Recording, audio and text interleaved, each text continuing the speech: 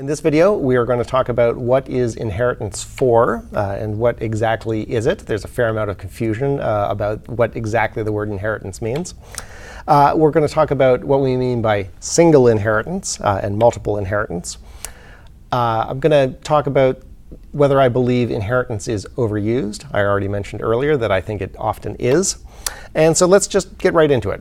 We said in a previous video that inheritance and its related pillar, polymorphism, are some of the main ideas around object-oriented programming as it's conceived of in the sort of modern programming language milieu.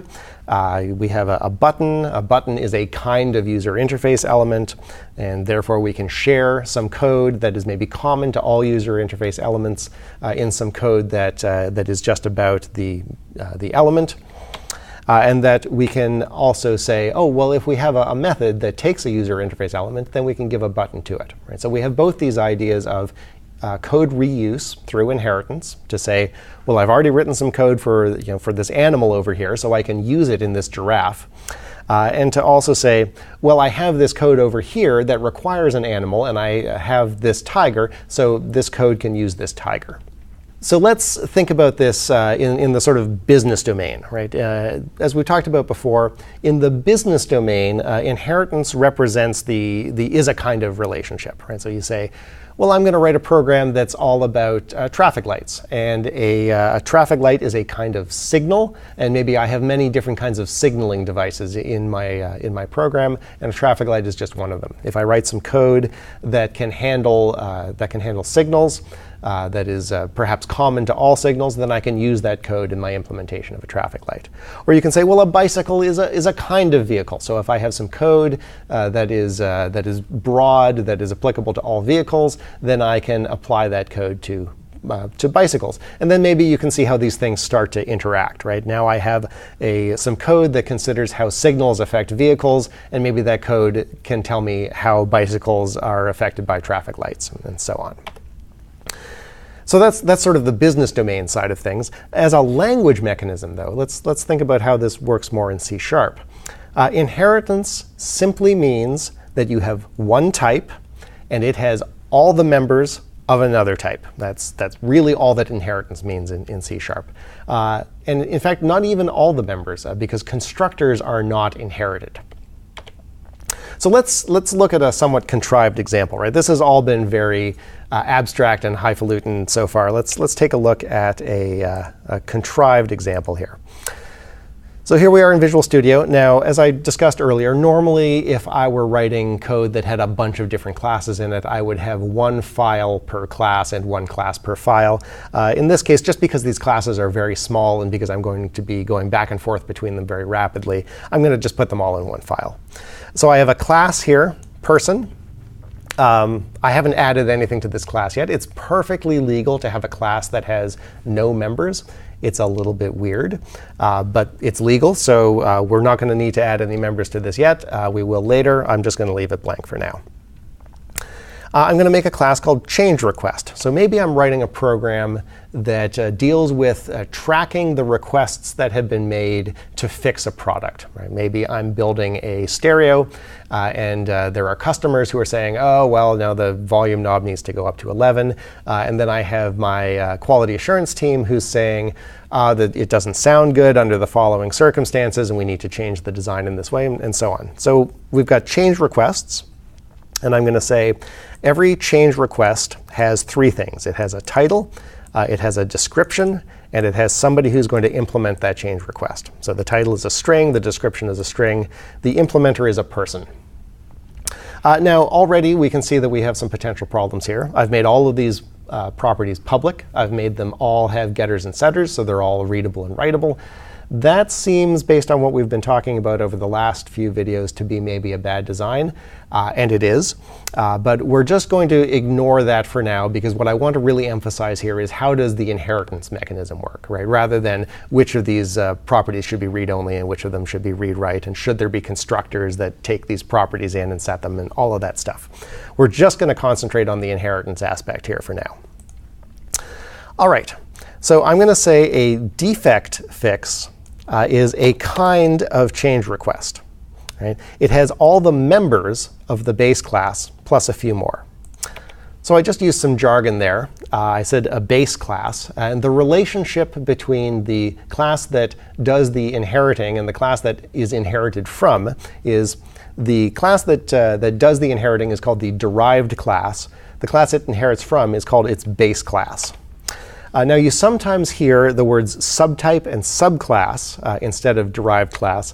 And you sometimes hear supertype and superclass for the base class. And you can think about this from sort of a set theory point of view. This kind of makes sense, right? If you have the class that is all animals, and then you derive from that the class that is all mammals, well, then the mammals are a subset of the animals. The animals are a superset of the mammals.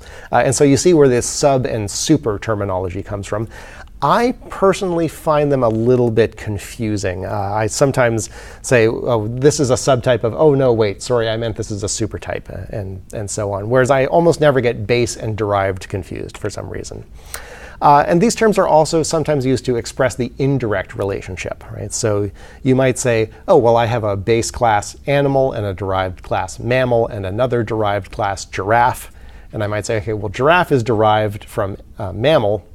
Mammal is derived from animal. Therefore, giraffe is derived from animal, right? It's indirectly derived, but it is derived from it by some path, right? So whether we mean, if we say base type or derived type, whether we mean sort of a direct relationship or a relationship that maybe went through a few hops, should be clear from context.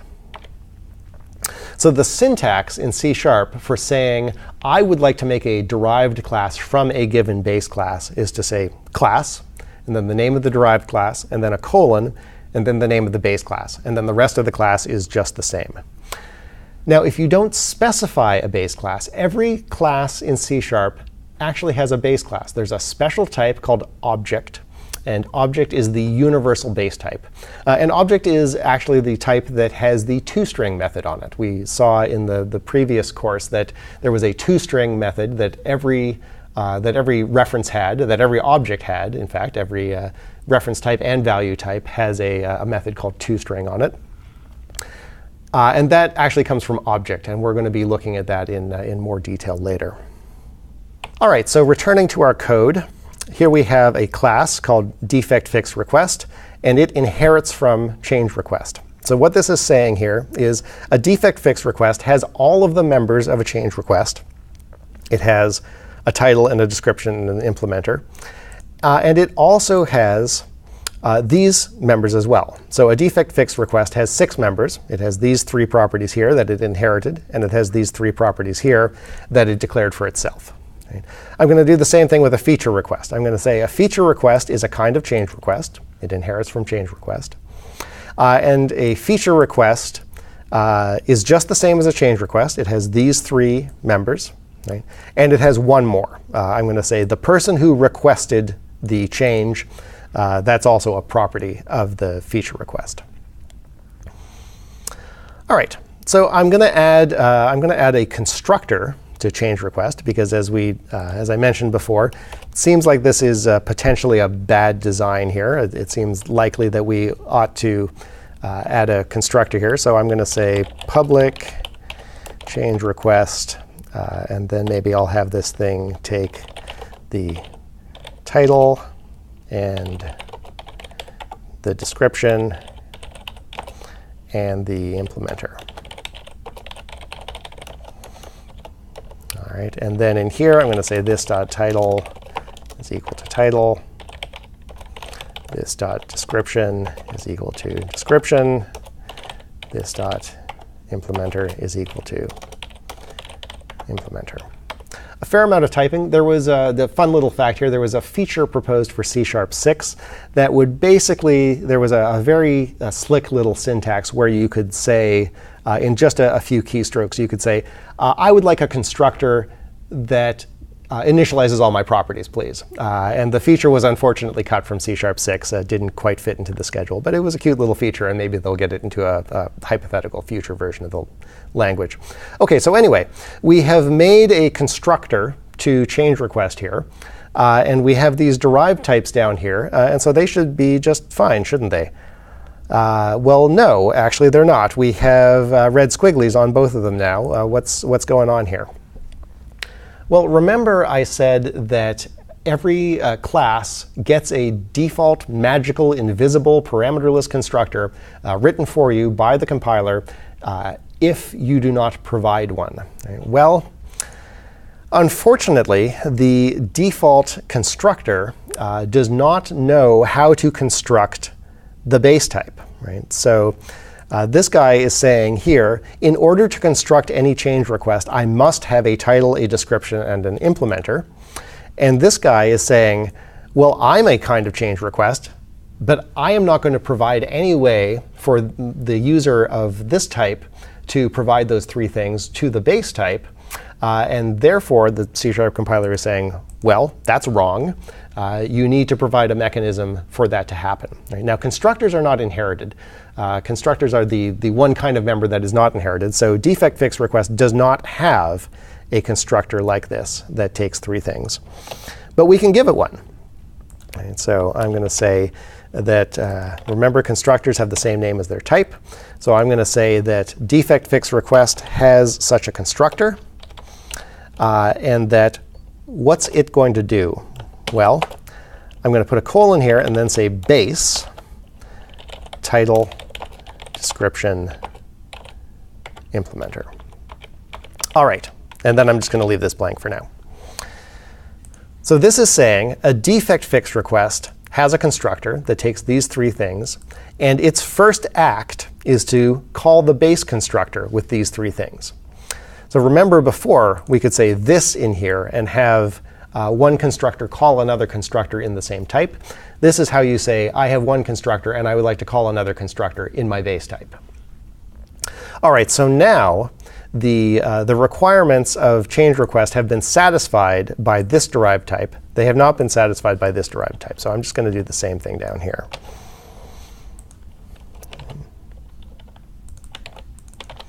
All right. And of course, again, if we were really designing these types correctly, then we would probably want to also have these three things initialized. They should also probably be passed in the constructor. They should probably be read-only properties and so on. But that's not what I'm trying to emphasize in this video. I want to talk about what are the pitfalls of inheritance.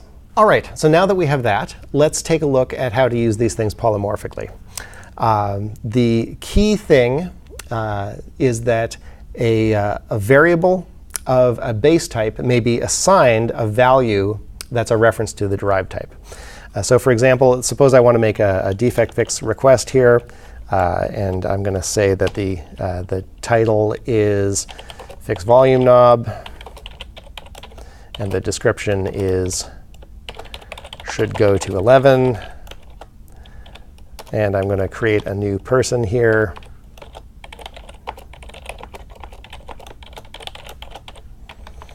And the person who's going to implement that is me. All right. So I have created an object of type defect fix request here. Right? That's going to be the type of this expression. But I am assigning that to a variable of type change request. Right? So far, when we've been looking at assignments to variables, every time we have made an assignment to a variable, we have assigned a type. We have assigned an identical type or a very closely related type. So for example, we might assign an integer to a variable of type double. The compiler knows, oh, I can turn that integer into a double, no problem. Well, we're doing the same thing here. We're saying, we need a variable of type change request. So whatever is assigned to it has to be something that is compatible with that type. Well, a defect fix request is a kind of change request, so this is OK. Similarly, I could make a method. I could make a method that takes a change request. And this guy could go console.writeLine and print out the title. Right? And so I could then have a method call here.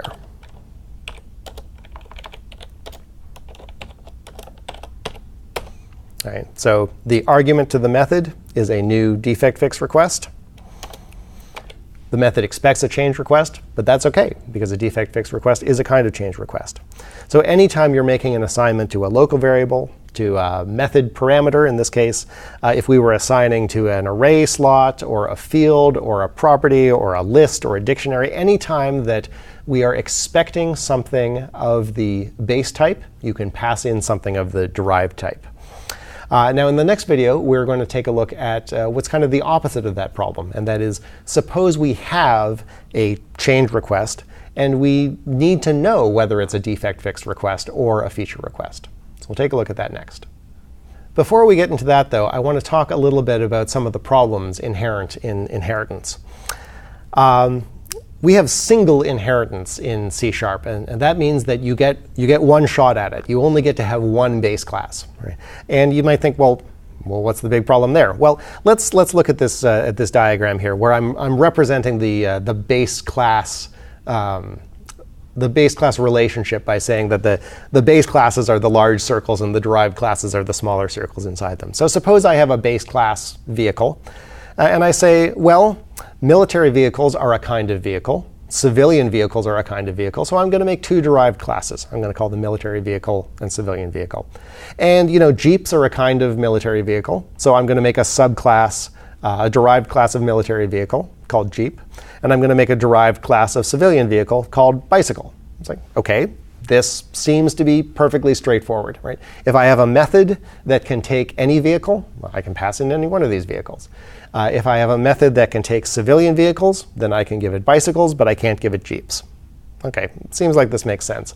This makes sense right up to the point where we then say, oh, you know what? Airplanes are a kind of vehicle, and Cessnas are a kind of airplane, and fighter jets are a kind of airplane. And now we are completely messed up, right? Because Cessnas are also civilian vehicles, and fighter jets are also military vehicles. And so now we need to have multiple inheritance. We need to be able to say, well, a fighter jet is both an airplane and a military vehicle, and a Cessna is both a civilian vehicle and an airplane. And it just gets to be a mess. And you might think, well, maybe there's a way to sort this all out. And then I tell you, let's go ride the Ducks. Ride the Ducks is it's a ride in Seattle. And the vehicle that you see here can drive through the streets of Seattle, or it can go into Lake Union, and it boots around Lake Union playing annoying music, and it's full of tourists. The thing is, this is a military vehicle. These were the vehicles that were used in the amphibious assault on D-Day. It's also a civilian vehicle because it's been repurposed from the military. It's also a land vehicle because it drives on land, and it's also a boat because it goes on the water. What the heck is this thing, right? If you were trying to design a class hierarchy that tried to distinguish between what kind of vehicle it was based on its provenance, was it a military vehicle or a civilian vehicle, and based on what kind of terrain it can handle, you would have a big problem with Ride the Ducks. So there's lots of ways to abuse and misuse inheritance, and there's lots of ways to tie yourself in knots with it, right? And it's particularly abused by two sets of people. One is people who are novices to inheritance, and the other is people who are designing tutorials for novices for inheritance. I'm very worried that I'm going to abuse inheritance here. So for example, a tutorial that I often see is to say, well, I'm going to make a base class called circle, and then I'm going to make a derived class from that thing called cylinder, because a cylinder is like a circle except that it has height. And does that actually make sense? I don't think it does. I really want inheritance relationships to express an is a kind of relationship. A cylinder is not a kind of circle. Right? A cylinder is something completely different than a circle. A cylinder is a solid. It's a three-dimensional thing. A circle is a two-dimensional thing. If I had a method that could take any circle and do something to it, like for instance determine its area, should I be able to pass a cylinder to that thing? I want to know, if I want to know the area of something, then I want to know its surface area if it's a solid. I don't want to be treating that thing as a circle. Another common example that you see, and this one's quite famous as an example of how not to do inheritance, is a square a kind of rectangle, or is a rectangle a kind of square? You might say, well, a square is a kind of rectangle. It's just a rectangle where all the sides are equal, right? Or you might say, well, a rectangle is a kind of square. A rectangle is a square where the sides can be unequal. Well, which is it? And the answer is, it's really hard to figure out what the right thing to do here is if you're trying to design a class hierarchy that has single inheritance. The other reason why I think inheritance is frequently overused is a principle called YAGNI, that is, you ain't gonna need it. People build these big inheritance hierarchies, like the one I just showed with military vehicles and civilian vehicles, and then they realize, you know what, I am never going to write a method that can take a military vehicle but not take a civilian vehicle. Why did I even have that class at all? Why did I even put this added complexity into my class hierarchy? It's giving me nothing but headaches now. So think very, very hard when you're designing class hierarchies. Am I actually going to need this, this detail in this hierarchy? The other thing about inheritance is there's very common advice now in object-oriented design, which is that the composition relationship, the has-a relationship, is a way, way more important relationship than the is-a kind of relationship. The is-a kind of relationship can be more easily abused than the has-a relationship, right? You know, it's better to say that a cylinder has a circle as its base than to say a cylinder is a kind of circle that has height, right? That seems to make a lot more sense, to say a cylinder has a height and it has a base. So, summing up, you state the base class when you are declaring a class in C#. If you don't state the base class, then you get object by default. You can use an instance of a derived class anytime an instance of a base class is needed. We're going to talk a little bit about that in more detail in our video about the solid principles. And you want to use inheritance very carefully. It is super easy to paint yourself into a corner when you are designing a set of classes and their inheritance relationships. It's very easy to overuse. Most of the time, you're not going to need to use the complexity that you're spending so much time creating.